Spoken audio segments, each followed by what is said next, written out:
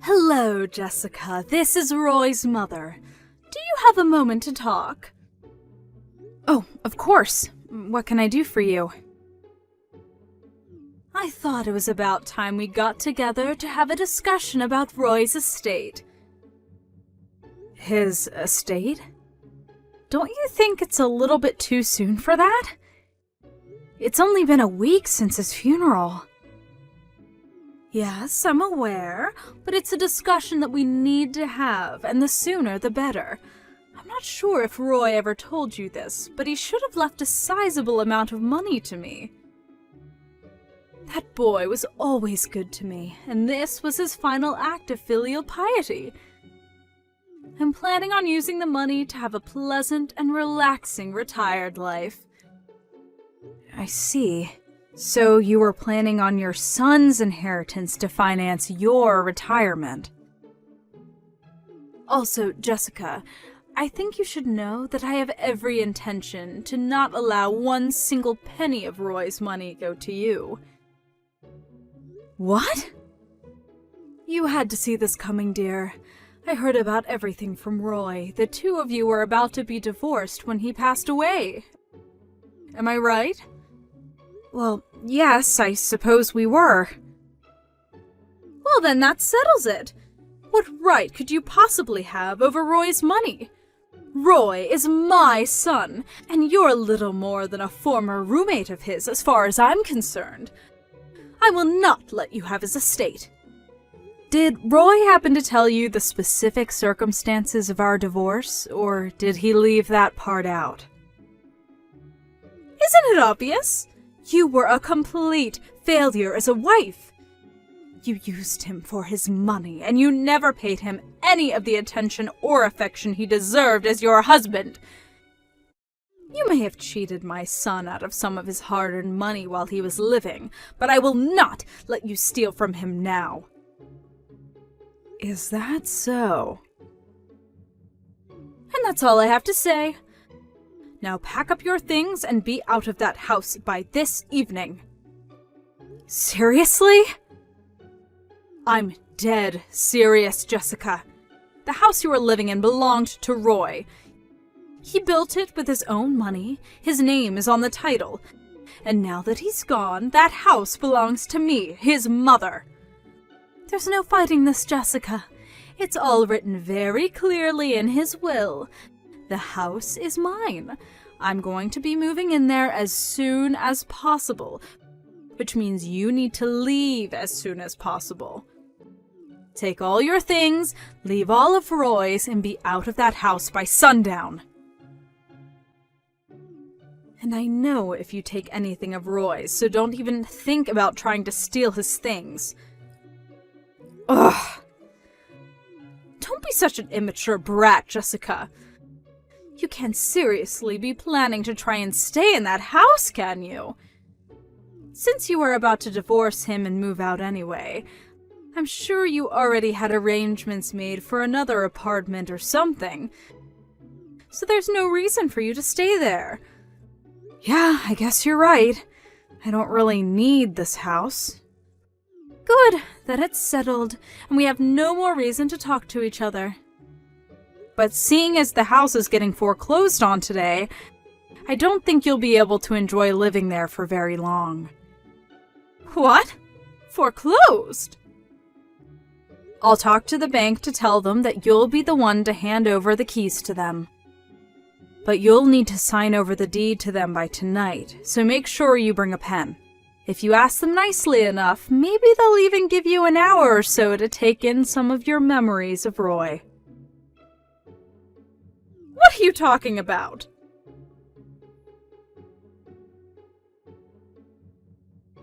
Hi there, Jessica. Hope you're doing well tonight. Thanks again for everything you did with my brother's funeral. I really appreciate it. Hey there, Steph. Don't mention it.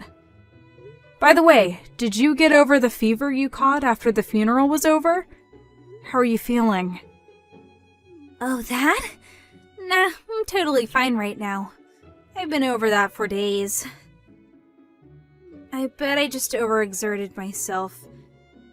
I was already burning the candle at both ends with my work lately, and then in the middle of that I had to deal with my brother's funeral. Wow, it must have been a really hard time for you then. I'm glad you're doing better anyway. It wasn't too bad. I bet it was way harder on you than me. I know that a lot happened between you and my brother, but I want you to know how grateful I am that you gave him a proper funeral, even after all of that. It's no problem at all, Steph. And by the way, my main purpose for messaging you right now is because I heard that my mom has been pestering you with texts lately about my brother's estate. Is that true?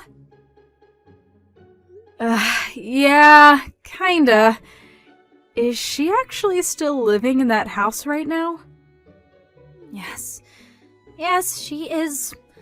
Unbelievable. I don't know what she's thinking. It's like she's completely oblivious to everything that's happened over the last few years and her part in it. My dad says it's like talking to a brick wall trying to talk sense into her these days. Oh boy, I wish there was a way I could help. Well, that's actually the second thing I wanted to talk to you about. I know this is sudden, but are you free at the moment? If possible, I'd like to meet with you in person. There's a number of things I'd like to talk to you about, including what to do next about my mom. Yeah, I'm totally free tonight. I'm staying at the hotel that's right next to the bus station downtown. If I recall correctly, your house isn't too far away from here, right? We could either meet at your house or my hotel's lobby, whichever is best for you. I'll go ahead and head over to your hotel. I remember where it is. Thanks. See you then.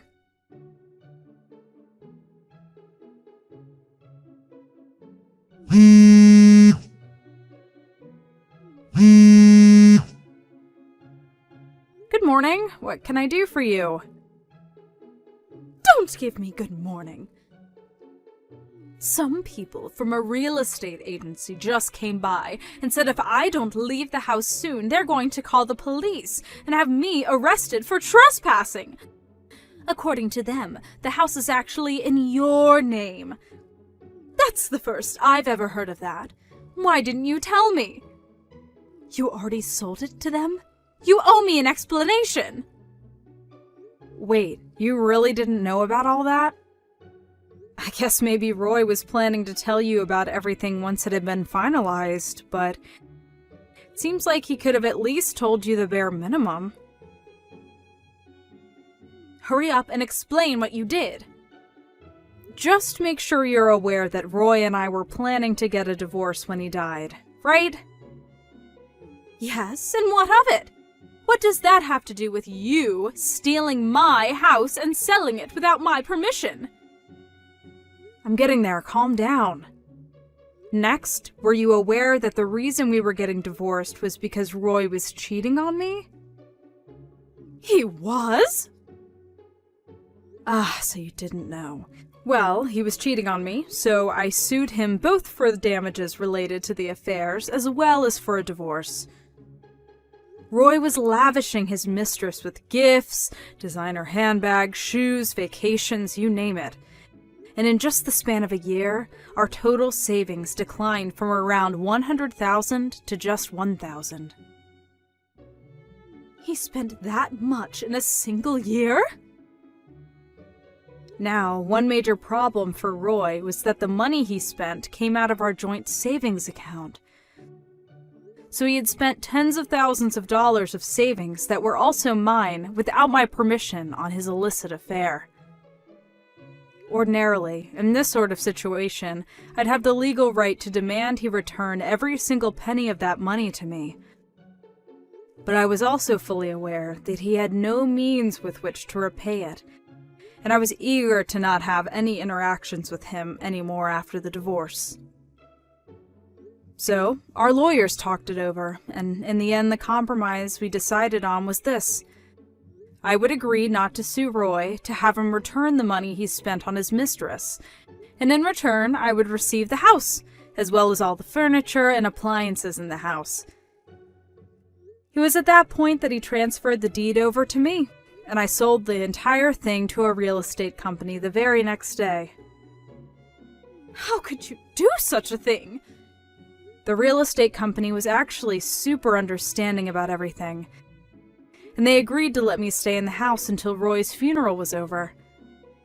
You sold my son's house! I can't believe you! That was the only thing I had to remember him by. Hey, don't blame me. Blame your son for being a cheater. None of this would have happened if you would have kept his pants on. If only he had not slept with that woman, we wouldn't be getting divorced, and he wouldn't have exhausted all of our savings on her. So, yeah. I don't see how I did anything wrong in all of this. It's all Roy and his mistress's fault. Yes, you're right. It's all his mistress's fault, that vile woman. If she hadn't seduced my poor, innocent Roy, then none of this would have ever happened. Who is that vile harpy? Tell me her name. You must know who she is, don't you? I'll go find her and give her a piece of my mind for the terrible fate she brought upon my poor Roy. I don't think you need me to tell you her name. You already know her. She's one of your friends. What?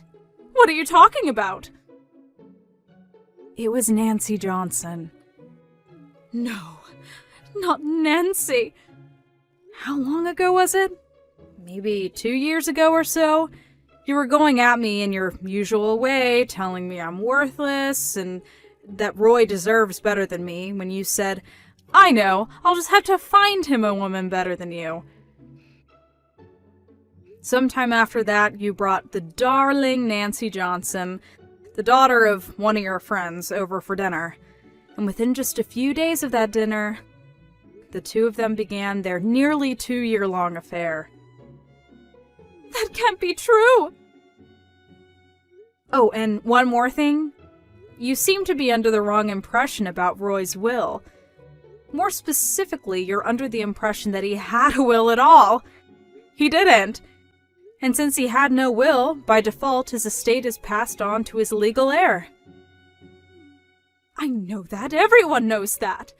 That's exactly what I'm saying. As his mother, I'm his next of kin, and so I'm the one who gets his estate. I hate to be the bearer of bad news, but since we were still married at the time of Roy's death, I was still his legal wife, and thus I am his next of kin, not you. What? And I mean, besides, even if you were to inherit his estate, how much do you think it could really be worth? He didn't just waste our joint savings account on his mistress. He even blew through the savings he had from when he was single. So I don't know what you were expecting, but at this point he doesn't have much of an estate at all. Oh no. When going through his stuff the other day, I looked up his bank accounts, and none of them had more than a few dollars in it. I don't believe you. You're lying! Well, if you want some proof, I can give you all his bank cards and passwords, and you can check them all out for yourself. And if you're still intent on trying to claim that for yourselves, you're more than welcome to have your lawyer contact mine and discuss the issue. What do you say? Enough of this already! I get it. Oh, well that's good. Be sure to have all your things moved out of the house by sundown tonight. Tonight? You can't do this to me, Jessica!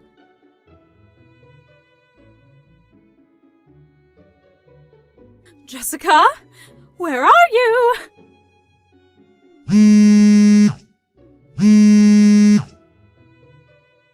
I just stopped by your parents' house, but they weren't living there anymore. When did they move?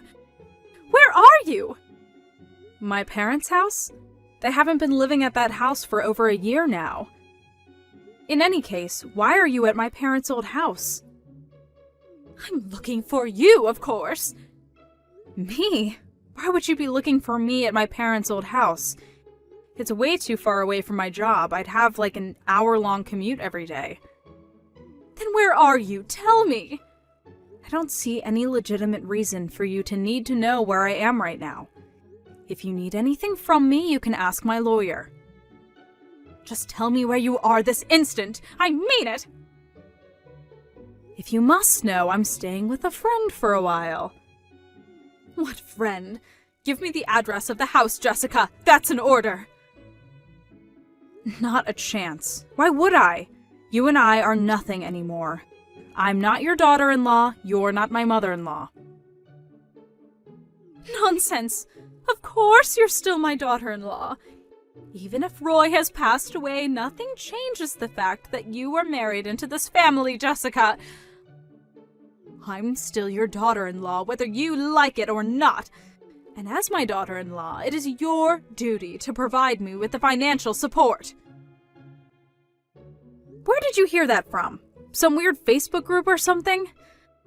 No, I no longer have any duty, morally or legally, to provide you with any support of any kind. You're not getting anything out of me. Don't run away from your responsibilities to me. Were you listening just now? The moment that Roy died, our legal marriage was dissolved, so I no longer have any legal connections to you whatsoever. Is that clear? I'm not your daughter-in-law anymore, and even if I was, I still would do everything in my power to not have to provide you with any support. You're terrible! I don't deserve to be treated this way! After everything you've done to me over the years? You deserve way worse from me than this. You're lucky I didn't sue you for emotional abuse.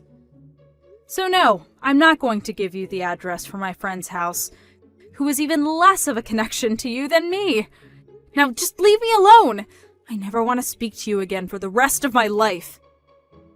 You can't abandon me. What am I supposed to do now? Oh, right. Your husband divorced you the other day, didn't he? How do you know that? I heard the whole thing from Steph. It was quite the story. I didn't even know about this at the time, but the night that Roy got into that car accident, he was on his way to see his mistress, Nancy, wasn't he? Your ex-husband found out about that. And he also found out that you were the one introducing the two of them. Boy, was he shocked to hear that. And the straw that broke the camel's back was when I let the two of them know that you introduced them in hopes that Roy would leave me and get married to her. Once he heard that, he couldn't take it anymore and filed for divorce the very same day. He kicked you out of the house. And when you tried crawling to Steph for help, she cut you out too. Aren't you in a predicament? But there was no way I could have predicted things would turn out like this.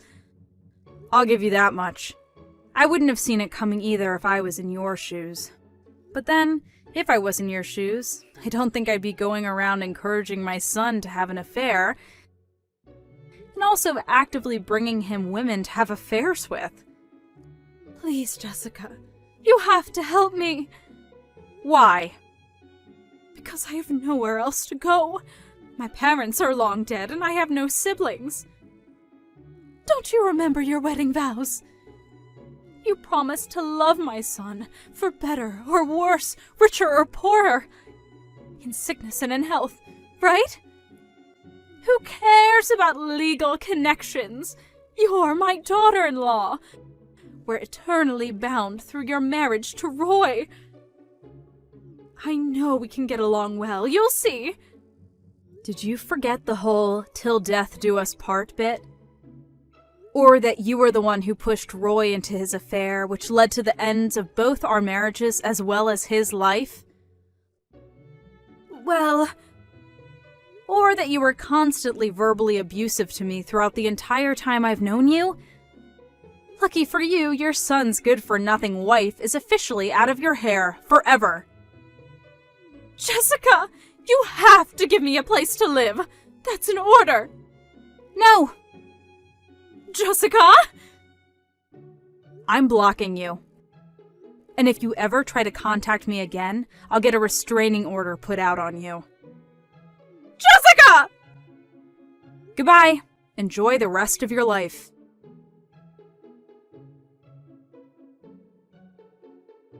After that, who do you suppose my ex-mother-in-law went to for help? None other than Nancy Johnson, the woman she pushed into my husband's arms. Personally, I've gotten over her affair with Roy, partially because of the passing of time and partially because I'd already received a massive judgment against her for the affair. But it seems as though my ex-mother-in-law wasn't quite over it. She stormed in the house and screamed at her, saying, "If you hadn't made my Roy spend so much money on you, he would have had some left over for me." And then she started breaking every breakable object in sight. It's honestly kind of impressive how well she avoids placing even the smallest amount of blame for the situation on Roy, but I digress. In the end, Nancy ended up suing her and winning a hefty judgment for the damage done to her house. So, now my ex-mother-in-law is stuck with being a 70-year-old divorcee, working whatever odd jobs she's physically capable of in order to pay it off. Part of me feels bad for her, but that's a very, very small part of me. Most of me just feels like she got what was coming for her. Karma always wins in the end. Oh well, none of that is any concern of mine anymore. Now I can finally get back to enjoying a nice, peaceful life with my fiancé. We're getting married next month.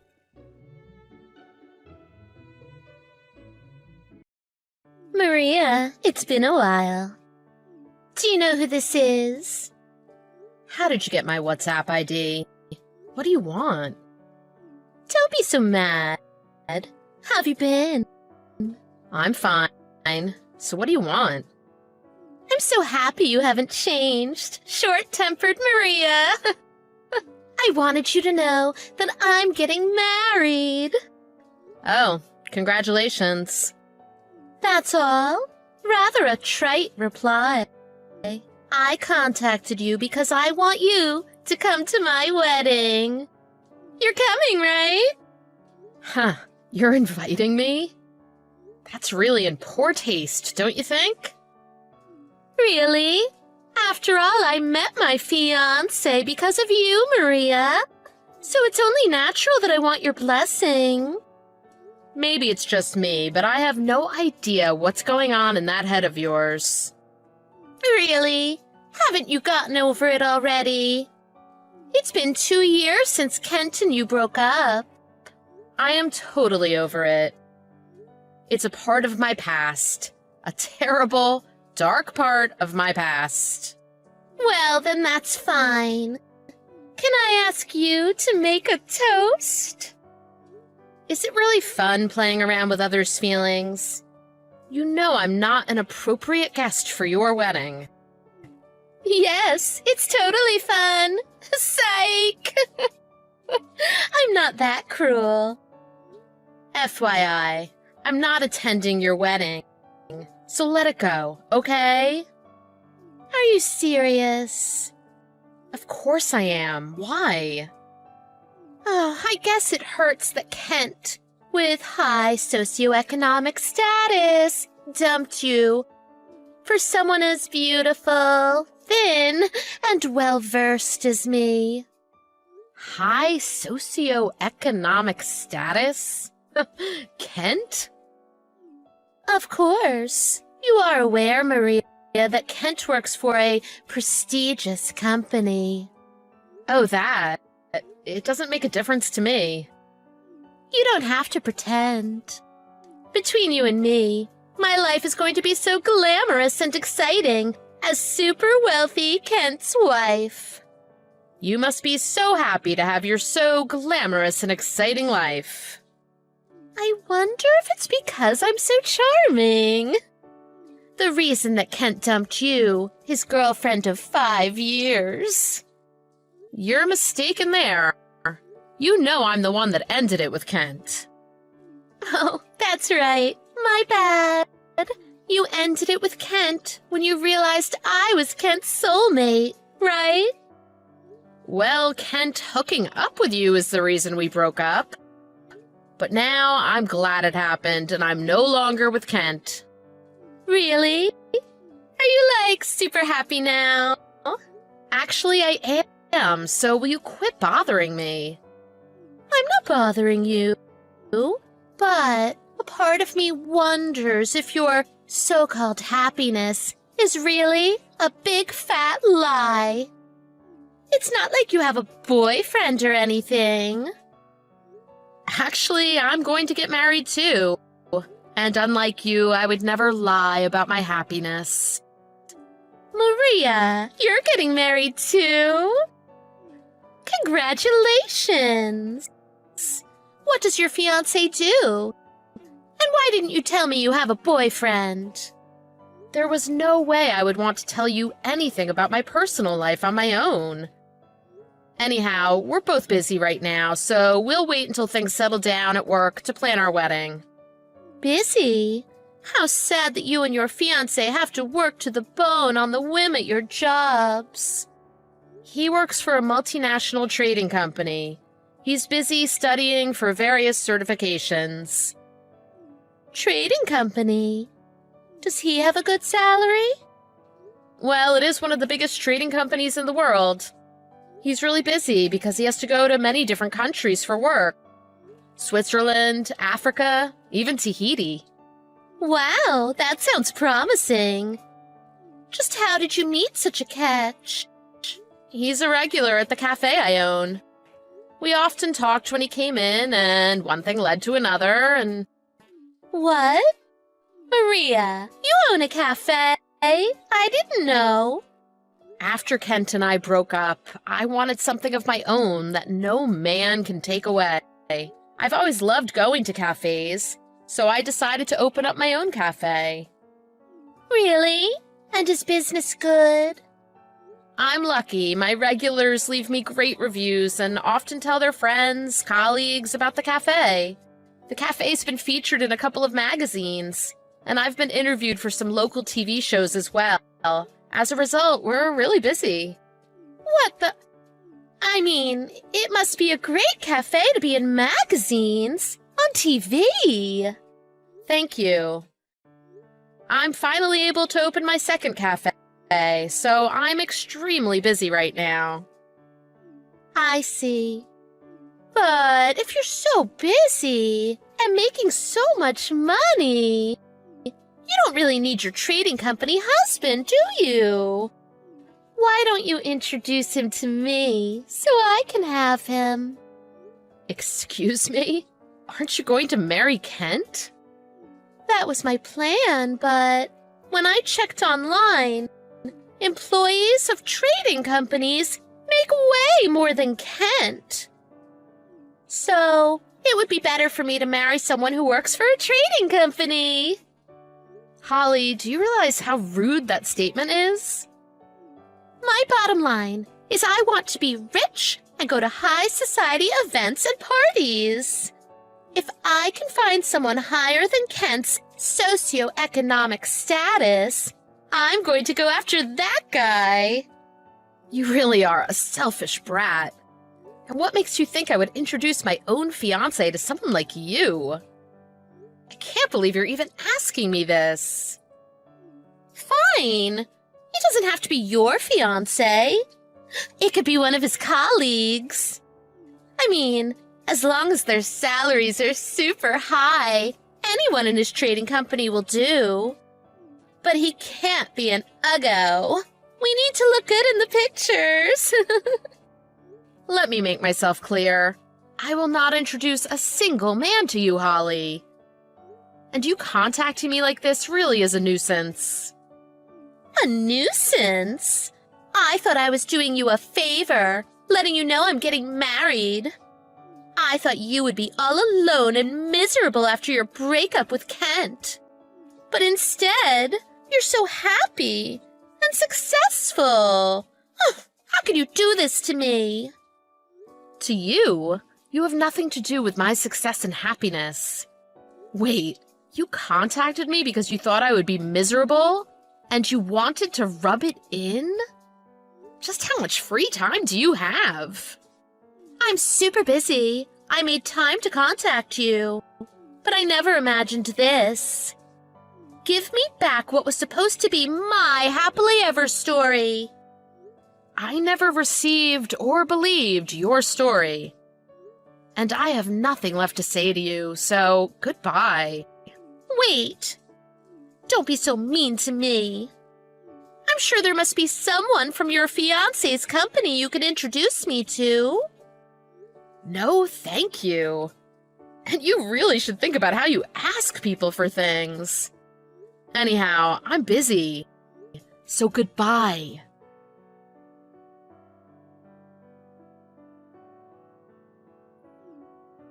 Hey, answer your phone.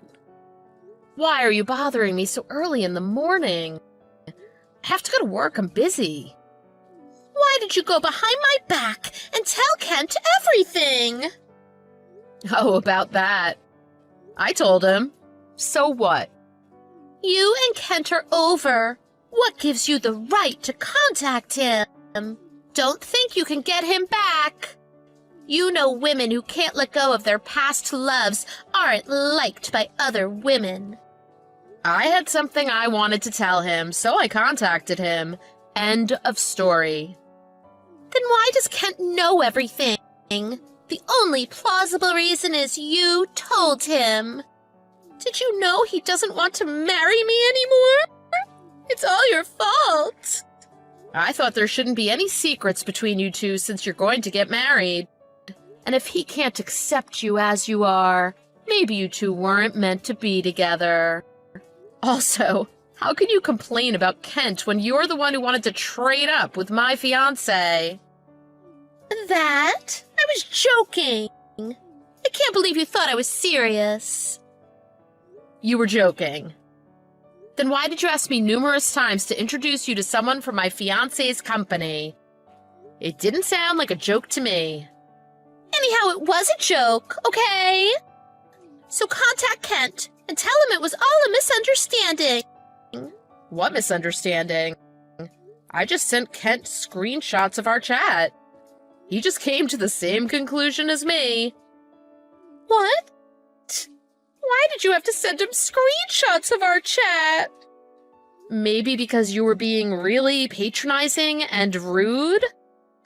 I have my pride, you know. And Kent was special to me once. But you totally tossed him out when you thought you had a chance at a richer guy, right? But still, you went too far. Kent has blocked my number. I can't even call him. Well, his reaction is understandable. But doesn't that work out well for you as well? Just look for another wealthy man. It isn't easy finding a wealthy man. I finally found Kent and he barely met my minimum requirements. I expect you to take responsibility and fix this situation somehow. Then maybe you should give up on getting married. I can't force Kent to marry you. He has his own feelings and opinions towards you. I can't control. Why don't you find him and trick him into marrying you again? I can't do that. I already quit work because I thought I was getting married. I have given up everything. I have no cards left to play to get him back. Well, that's none of my concern. But I think you really shouldn't base your happiness on a man. And as you know, women who can't let go of their past loves aren't liked by other women. Ugh, you really are infuriating. Just because you're a successful cafe owner. My life going down the toilet is really none of your concern, right? Yep, none of my concern. It's not like I have a lot of time to waste on things that don't concern me. And I'll have you know, the cafe wasn't always successful. In the beginning, it was hard, and I was really scared. But in a way, because of you, I realized I had nothing to lose anymore, so I overcame my fears. I really hate people who say things that just sound good. It's just noise, Lots of loud, boring, useless noise.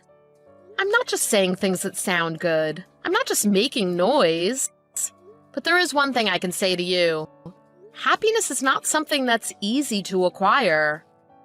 If you really want to be patronizing and all, the least you can do is introduce me to a great guy or two.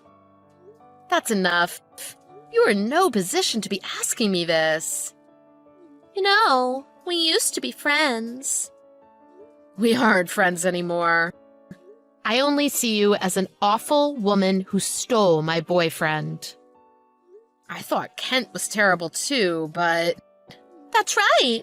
Kent's also the bad guy here, so don't be nice to him. And Maria, there must have been something wrong with you for me to be able to steal Kent from you so easily. To be honest, I wasn't sure if I should tell Kent. It's not like I have feelings for him anymore, but we were together for a long time. And he cheated on me. But the main reason I told him was you, Holly. You were so evil. You brought out my dark side. Your dark side? You are the freaking daughter of Satan. There's no way I can win. Oh, please. You're as evil as me. But you're right. You could never beat me. Okay, I admit it. I lost. Just keep kicking me now that I'm down. You know this isn't enough. Do you know how depressed I was after you hooked up with Kent? I don't think you'll ever understand how hard it was for me. About that, I am sorry. I know it's too late and there's nothing I could do now, but as fellow Kent victims, can't we get along? Don't lump me together with you. I have a fiancé, remember? Anyhow, why don't you try some self-reflections? Analyze why you act this way. It's popular nowadays. I can't do that. I've never done anything like that before. Then just be depressed for the rest of your life. I don't want to have anything to do with you ever again. So don't contact me. Maria, please help me. I'm no good at being alone. Read my text carefully. Don't ever contact me again.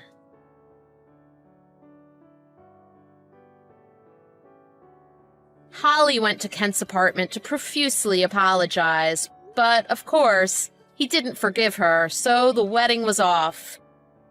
Holly was the type of woman who cannot exist without a man, so she started dating random men. Most of them were married, which did not end well for her. She never thought bragging about her wedding to me would lead to such a devastating outcome. It was definitely beyond what she could possibly imagine. And because I really didn't have any feelings for Kent, her efforts to rub it in my face were really all in vain.